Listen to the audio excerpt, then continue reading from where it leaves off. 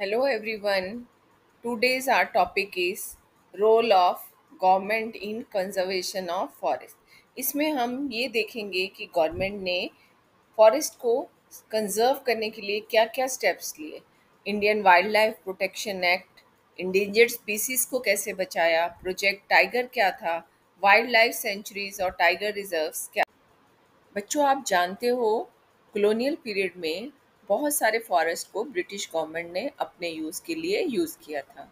इन 1960s और 1970s में जो कंजर्वेशनिस्ट थे, उन्होंने एक डिमांड किया कि कोई ऐसा प्रोग्राम लाया जाए, national wildlife protection programme, जिससे हम अपनी वाइल्ड लाइफ को बचा सकें। तो गवर्नमेंट ने सबसे पहले the Indian wild life protection act को इम्प्लीमेंट किया इन 1972 with various provisions of protecting habitats, ताकि जो इतने भी जीव जंतु हैं उनके जो हैबिटेट को, उनके आवास को बचाया जा सके। और उन्होंने एक all India list of protected species की पब्लिश की। अब जो प्रोटेक्टेड और इंडेंजर्ड स्पीसीज की लिस्ट तैयार हुई, उनको कैसे बचाना था। उनको बाय बैनिंग हंटिंग, उनके शिकार पर रोक लगा दी गई। Second, giving legal protection to their habitats, उनके आवास को बचाया जाएगा, लीगली प्रोटेक्ट किया जाएगा। Third, restricting trade in wildlife, जो लोग जीवों के खाल, दान और हड्डियों का इस्तेमाल करते थे, ट्रेड करते थे, उसको रोका जाए। स्टेट और सेंट्रल गवर्नमेंट में किस तरह से स्टेप्स लिए फॉरेस्ट कंजर्वेशन के लिए, इस्टेब्लिश किए national parks and wild life sanctuaries, और बहुत सारे ऐसे प्रोजेक्ट्स चलाए जो हमारे थ्रेटन्ड और इंडेंजर्ड स्पीसीज थे उनको बचाने के लिए। ऐसे कौन से जानवर थे? इन वाइल्ड एनिमल्स में थे tiger, one horn rhinoceros, hangul, crocodile. ऐसे और भी बहुत सारे जानवर थे जिन्हें लीगल प्रोटेक्शन की ज़रूरत थी अगेंस्ट ट्रेड एंड हंटिंग। उनमें से थे the Indian elephant, blackbuck, the great Indian bustard, the snow leopard. Government ने प्रोजेक्ट टाइगर स्टार्ट किया इन 1973 बिकॉज जो टाइगर का पॉपुलेशन था वो 55,000 से 1,827 रह गया था। क्यों?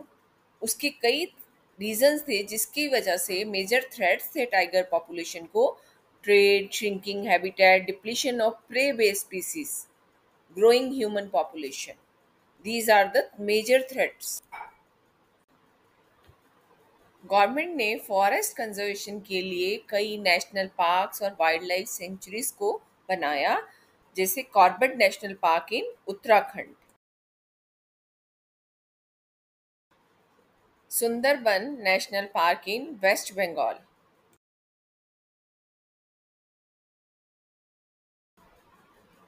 Bandhavgarh national park in Madhya Pradesh,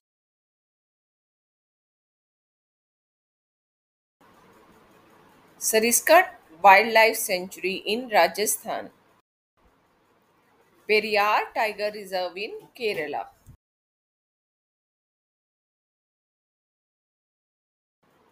Manas Tiger Reserve in Assam.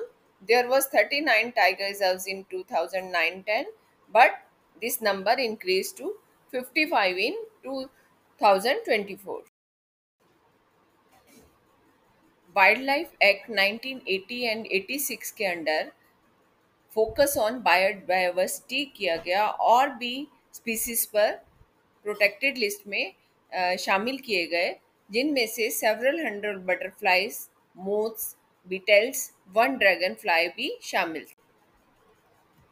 इन 1991 में प्लांट्स के 6 स्पीसीज को फर्स्ट टाइम प्रोटेक्टेड लिस्ट में शामिल किया गया।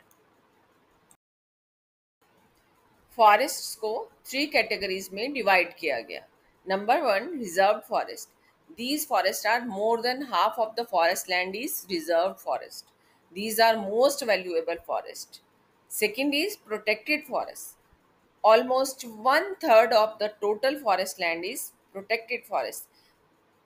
declared by Forest Department. These are protected from any further depletion. Third is unclassed forests. These forests are wastelands belonging to the both government and private individuals or communities. तो बच्चों हमने देखा government किस तरह से फॉरेस्ट कंजर्वेशन में अपना role play करती है।